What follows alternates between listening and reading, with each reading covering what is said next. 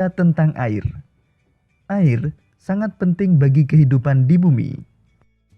Manusia selalu membutuhkan air dalam kehidupan sehari-hari.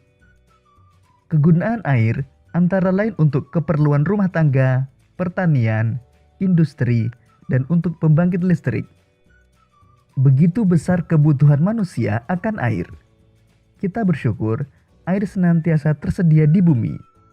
Oleh karena itu, manusia seharusnya senantiasa bersyukur kepada Tuhan pencipta alam.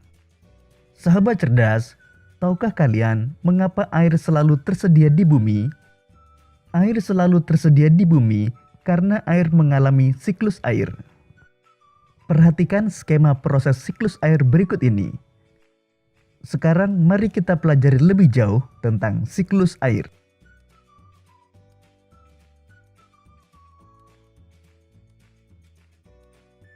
Siklus air merupakan sirkulasi atau perputaran air secara terus-menerus dari bumi ke atmosfer lalu kembali ke bumi. Secara garis besar, siklus air melalui 3 tahapan, yaitu penguapan, pembentukan awan, dan terjadinya hujan. Air di laut, sungai, dan danau menguap karena terkena panas matahari. Proses penguapan tersebut disebut evaporasi.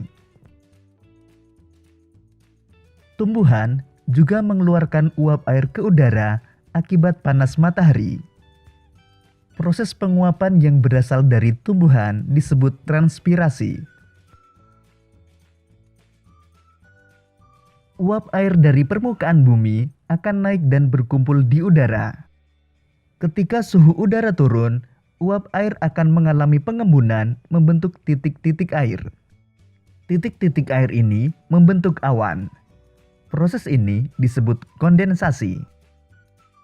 Lalu angin akan membawa awan ke daratan atau dataran tinggi. Titik-titik air di awan selanjutnya akan turun menjadi hujan. Proses tersebut disebut presipitasi.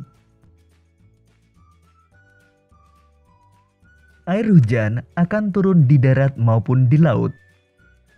Air yang berada di sungai akan mengalir ke laut. Namun sebagian air sungai dapat menguap kembali. Air sungai yang menguap membentuk awan bersama dengan uap air dari laut dan tumbuhan. Proses siklus air pun terulang kembali. Sahabat cerdas, demikian tadi penjelasan tentang siklus air. Sekarang cobalah untuk menggambar bagan sederhana untuk menjelaskan siklus air. Berikut ini merupakan contoh bagan sederhana yang menjelaskan siklus air. Sahabat cerdas, air sangat diperlukan bagi kelangsungan hidup di bumi. Semua makhluk hidup membutuhkan air. Banyak cara dilakukan untuk memenuhi kebutuhan akan air. Sekarang mari kita baca cerita tentang air berikut ini. Semut dan beruang. Pada suatu hari, Beri si beruang melihat ke dalam mata air. Beri mengeluh, sepertinya air di mata air ini semakin sedikit saja. Pasti bangsa semut terlalu banyak mengambil air. Beri lalu menundukkan kepala melihat ke tanah dengan teliti. Ia melihat seekor semut hitam berjalan membawa guci mungil di pundak. "Berhenti semut," teriaknya. "Aku tak akan membiarkanmu mengambil air di sumber airku lagi. Kamu sudah terlalu banyak mengambil air. Berhenti atau kucakar kau," ancam Beri beruang. Semut hitam kecil itu tidak memperhatikan teriakan Beri. Ia merangkak ke bawah beberapa helai daun kering. Ia terus berjalan menuju sumber mata air. Beri mencakar dan mengendus daun-daun sambil berteriak, "Tak ada gunanya sembunyi, aku bisa menemukanmu." Semut hitam berteriak dari arah belakang Beri, "Kenapa kamu pelit sekali?" Bayi-bayi semut di lembah semut sangat kehausan. Air di mata air ini kan masih banyak sekali, bahkan masih cukup untuk 1000 rusa.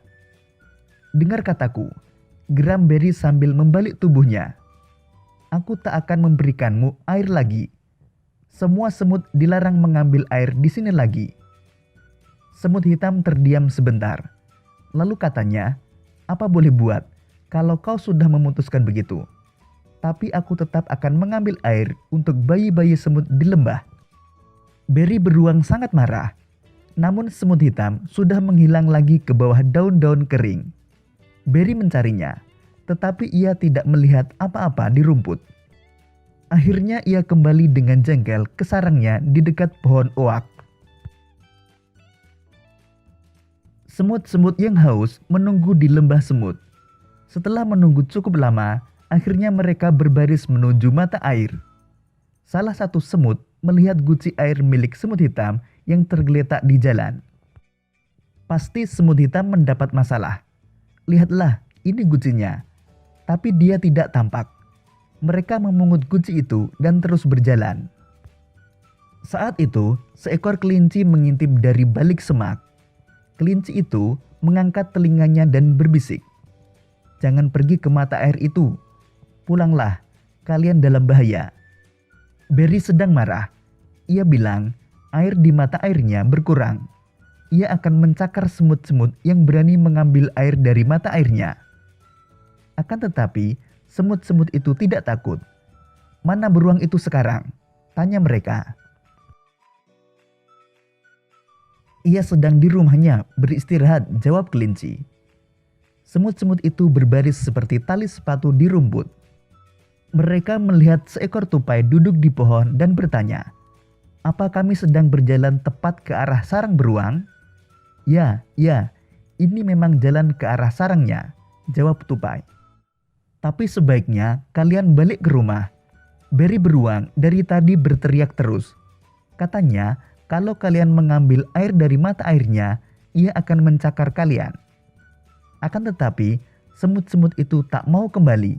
Mereka terus berbaris seperti tali sepatu di tanah. Hari hampir malam ketika mereka tiba di depan pohon oak tua. Mereka melihat sekeliling dan menemukan sebuah retakan di tanah. Mereka masuk ke dalamnya dan mulai menggali sebuah lubang. "Apa yang kalian lakukan? Kenapa kalian menggali?" tanya tikus tanah yang merasa terganggu dari tidurnya. "Kami ingin menangkap beri beruang. Kami sedang membuat jebakan untuknya," kata para semut. "Bahaya sekali," seru tikus tanah. "Dia pasti sudah menangkap semut hitam saudara kami. Ia juga berniat mencakar kami hanya karena kami mengambil air dari mata air," kata semut-semut. "Aku akan menolong kalian menggali di bawah sarangnya. Aku pernah hampir tertangkap dia dahulu." Seharian itu, para semut dan tikus tanah menggali lubang di bawah sarang Beri. Mereka terus menggali selama 10 hari. Beri beruang sama sekali tidak curiga. Suatu malam di hari ke-10, Beri beruang kembali ke sarangnya dengan hati gembira. Ia berhenti di depan rumahnya di pohon oak dan berkata pada dirinya, "Aku sudah makan dan minum sampai kenyang. Satu-satunya yang bikin aku jengkel adalah semut-semut itu. Mereka masih berani mengambil air dari mata airku. Besok akan aku hancurkan lembah semut itu. Akan kucakar mereka dengan cakarku seperti ini." Beri beruang mulai mencakar ke segala arah. Ia menghentakkan kakinya ke lantai sarangnya dan bruk. Lantai sarangnya jebol. Beri beruang jatuh ke lubang di bawah sarangnya. Lubang itulah yang telah digali para semut dan tikus tanah.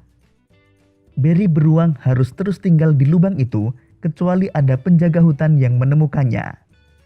Semut-semut itu akhirnya hidup damai di lembah semut. Saat itu, semut hitam saudara mereka juga sudah kembali ke rumah. Ternyata ia hanya terpeleset di jalan. Jadi, tidak ada yang merusak kebahagiaan mereka sekarang. Para semut dengan bebas pergi mencari makan dan minum di hutan. Sahabat cerdas, demikian tadi cerita tentang semut dan beruang. Sekarang jelaskan peristiwa pada cerita semut dan beruang dengan bahasamu sendiri. Tulislah dalam bahasa Indonesia yang baik dan benar. Perhatikan penggunaan kata-kata baku. Perhatikan pula penggunaan tanda baca yang benar. Demikian tadi sahabat cerdas, pembelajaran kita pada tema 8, subtema 1 dan pembelajaran kedua. Untuk menguji pemahamanmu, kamu dapat